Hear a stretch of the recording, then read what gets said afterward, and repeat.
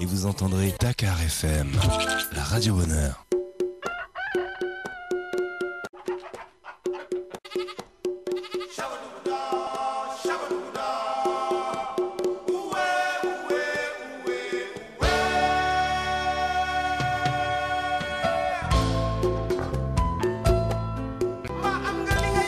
Bonjour à tous et à toutes, Dakar FM 94.5, chers auditeurs, c'est bien notre fréquence et vous le savez, nous émettons du 58 boulevard de la République.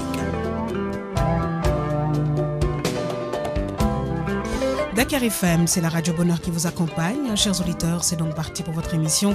La radio est à vous, nous sommes en direct et nous serons ensemble, si vous le voulez bien, jusqu'à 9h50.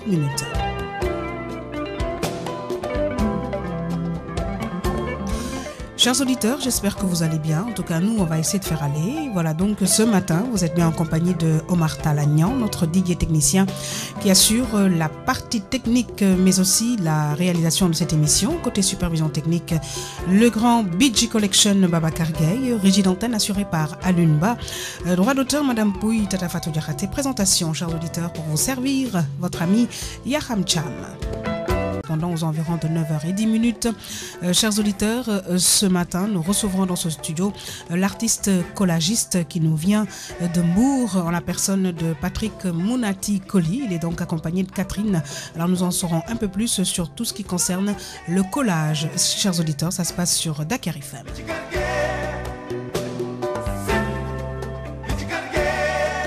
Alors, histoire de vous rappeler aussi que vous pourrez nous joindre, chers auditeurs, en nous appelant au 821 11 81.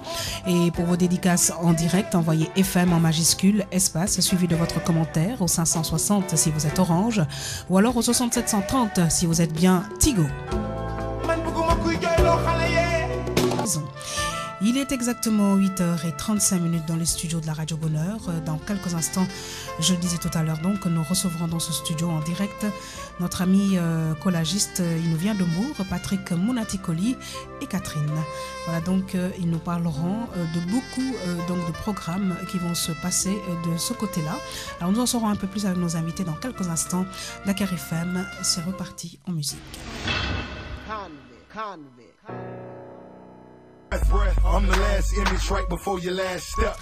Ouais, donc 94.5 Dakar FM, chers auditeurs, je vous l'annonçais tantôt, nous avons des invités dans ce studio.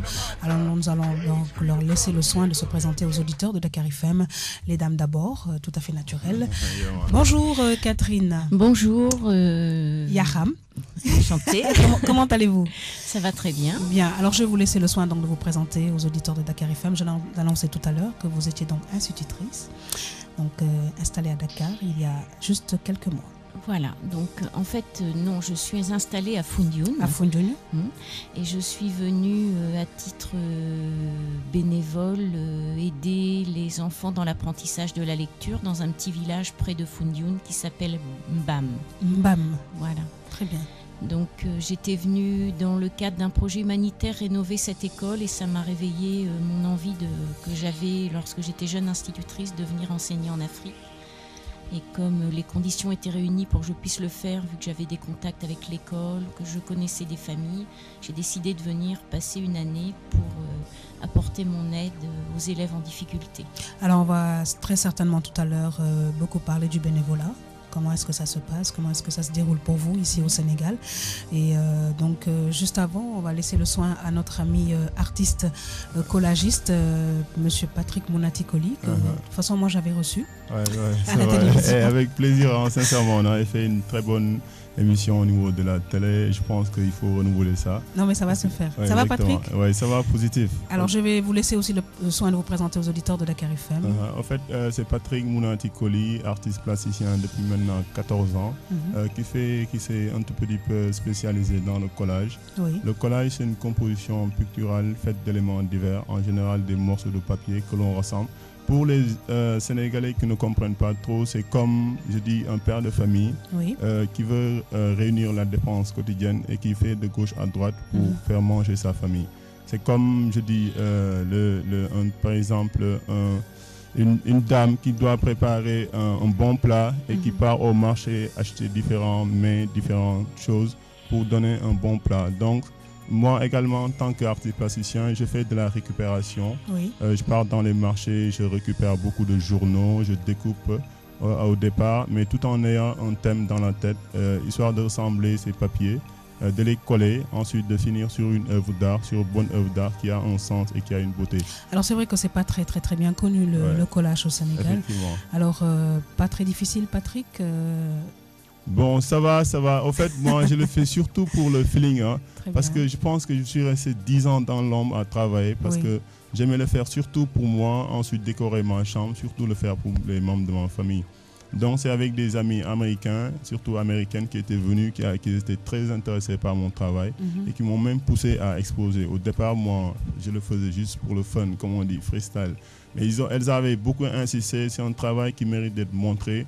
Donc depuis l'Université Saint-Louis, j'ai commencé à exposer et depuis là-bas, les gens me connaissaient sur le plan national. Alors au début, Patrick était un tout petit peu rappeur ou s'intéressait au rap En fait, je suis toujours rappeur. J'ai rappé avec, j'ai même participé à un festival de jazz avec beaucoup de rap à l'Université de Saint-Louis. Alors le rapport rap-collage. En fait, le rappeur, c'est un tout petit peu l'écrivain de la rue.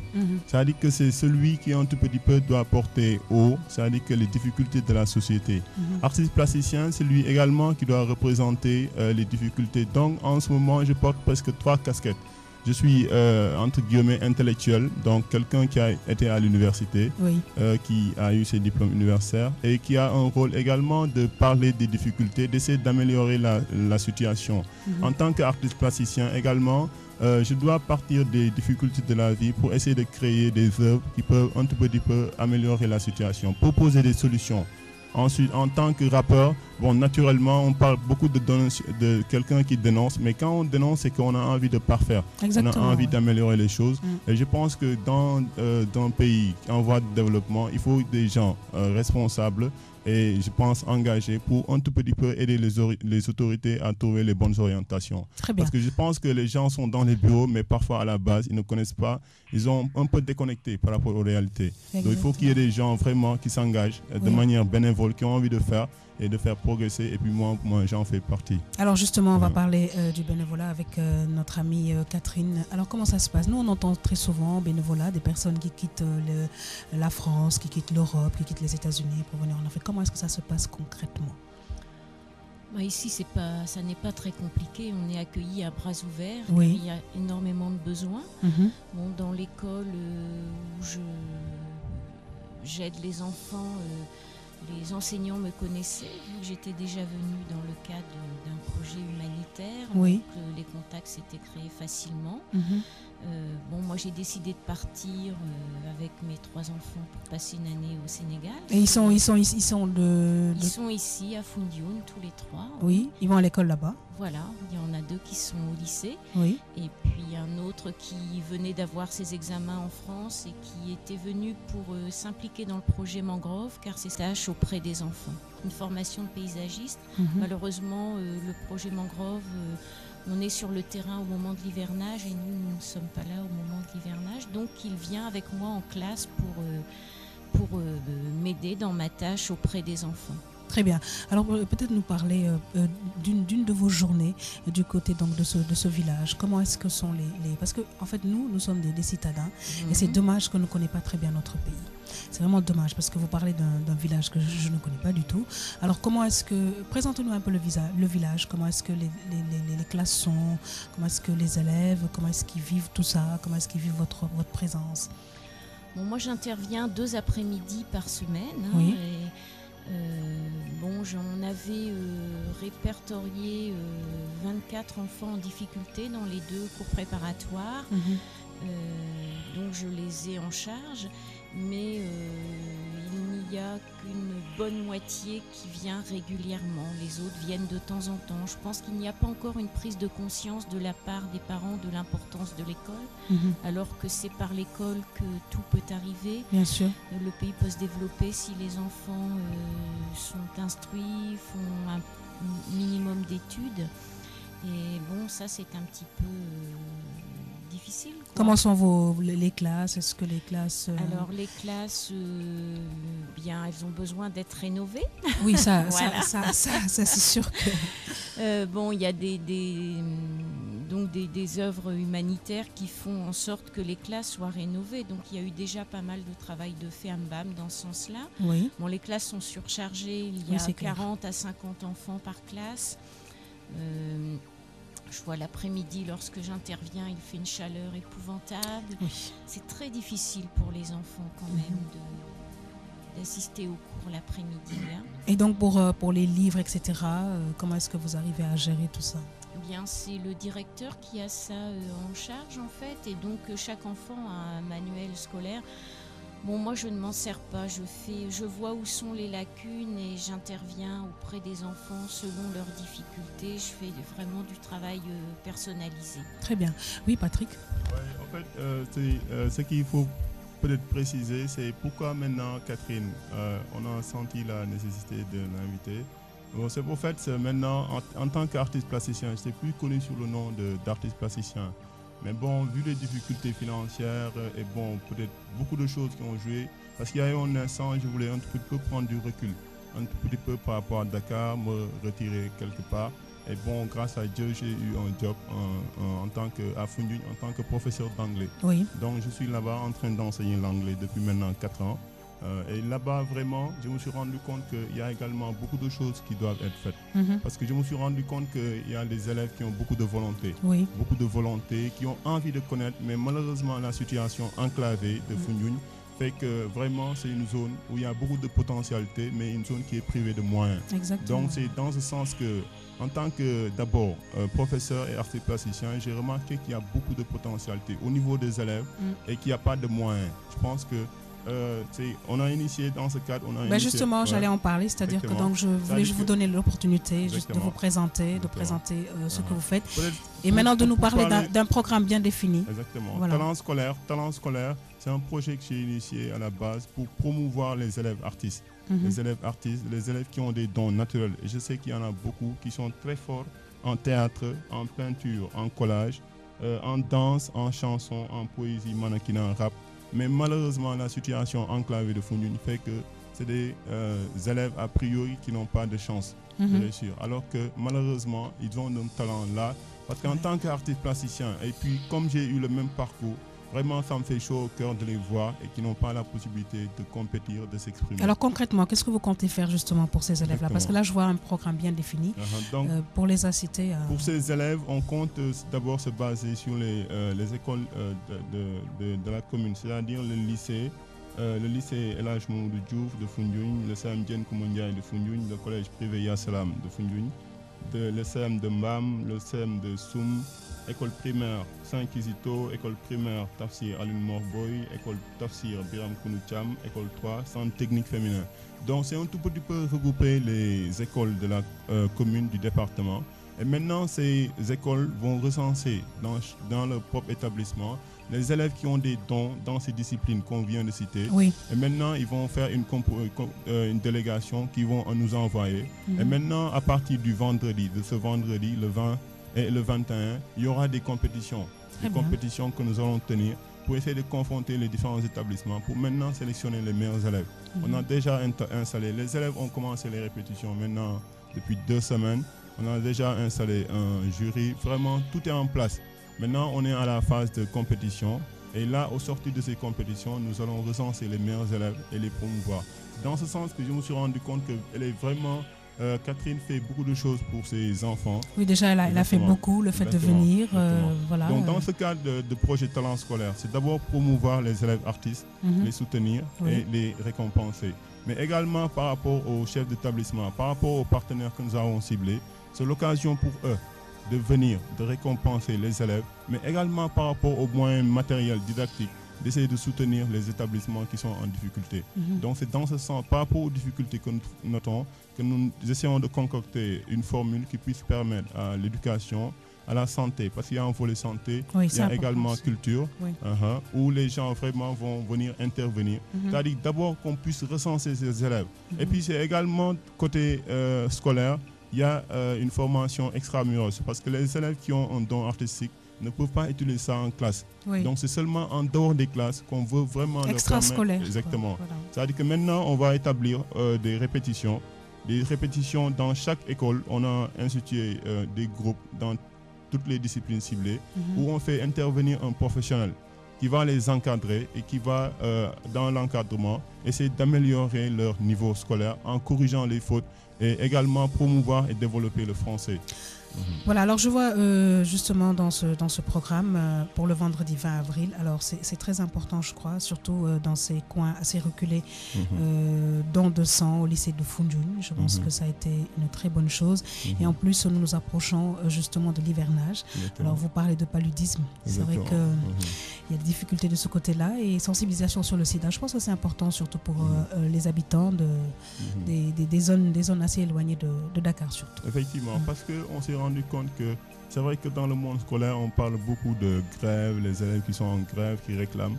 Mais aujourd'hui, c'est histoire maintenant de leur inculquer une notion civique. C'est-à-dire que donner du sang pour sauver des vies. Maintenant, par rapport également, on sait qu'aujourd'hui, le palud, c'est un tout petit peu la cause de mortalité et de morbidité. Donc c'est l'occasion maintenant de les sensibiliser. Et puis on se rend compte que quand les examens approchent, en général, les élèves tombent malades parce que les élèves ne connaissent pas les notions élémentaires de se prévenir du palud. Donc c'est histoire de sensibiliser d'abord les élèves, ensuite de sensibiliser les populations et tout le monde scolaire. Et de toute façon, de par les élèves, je pense qu'on peut sensibiliser aussi les grandes personnes. Exactement. Parce que bon, qu'ils ne sont pas instruits. Voilà, Catherine, peut-être un mot par rapport à ça. Moi, je trouve que par l'école, on peut obtenir beaucoup de choses, ne serait-ce que je vois, on a tendance ici à tout jeter par terre et après on distribue des moustiquaires pour prévenir le palud, alors qu'en fait il y aurait un effort dès le départ de fait pour qu'il n'y ait pas de détritus, que les canaux soient déblayés. Exactement. Ce sont des nids à moustiques et c'est par l'école, par les enfants tout petits qu'on peut apprendre à utiliser une poubelle, à ramasser les déchets. C'est ici qu'est le point de départ de plein de choses. Et il vaut mieux prévenir que guérir. On dit il faut prendre le mal à la source. Distribuer des moustiquaires, c'est une chose. C'est bien beau, mais si au départ... Il y a bien des choses à faire avant. Bien des choses à faire avant. Voilà, et je pense que c'est important et ça peut bien sûr se faire avec les élèves. Alors moi, je vois ici, justement, durant ce programme, conférence aux communications, réduire la fracture numérique au niveau du monde scolaire. Alors c'est vrai que là aussi, Catherine, en tant qu'enseignant, c'est vrai qu'on va rencontrer aussi encore une fois des difficultés justement à ce niveau-là. Bien sûr, je pense que dans les écoles, on manque de moyens pour bien former les enfants. Moi, dans la classe, je dois tout préparer en 24 exemplaires car il n'y a pas de machine à dupliquer. Et je pense que les enfants auraient tous une meilleure chance de réussir si les enseignants avaient le matériel nécessaire pour leur fournir suffisamment de travail, d'exercice. La maîtresse ne peut pas faire ce que je fais car elle a toutes les matières à enseigner. Moi, je suis là uniquement pour la lecture et j'ai du temps et je veux le faire. Donc, j'ai du temps aussi pour le faire. Donc, je peux tout préparer en 24 exemplaires. Mais c'est mission impossible pour une enseignante à temps plein. Oui, bien sûr, parce que vous ne travaillez que quand même 2 jours dans la semaine. Voilà, alors moi je pense que voilà, c'est tout un programme bien défini. Alors le vendredi on en a parlé, donc le samedi 21 avril, alors il y a justement le vernissage de notre ami Patrick. Là c'est toujours par rapport au projet, l'élève qui vient présenter ses œuvres.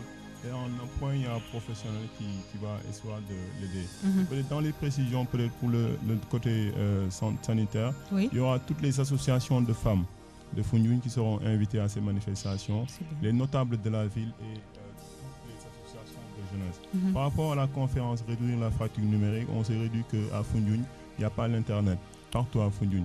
Alors que je pense qu'en tant que professeur et par rapport aux élèves, pour avoir une bonne documentation, il faut nécessairement l'Internet. Donc, moi, je suis sûre que les autorités nous écoutent certainement et ils vont essayer de faire quelque chose. Ouais, en tout cas, on demande.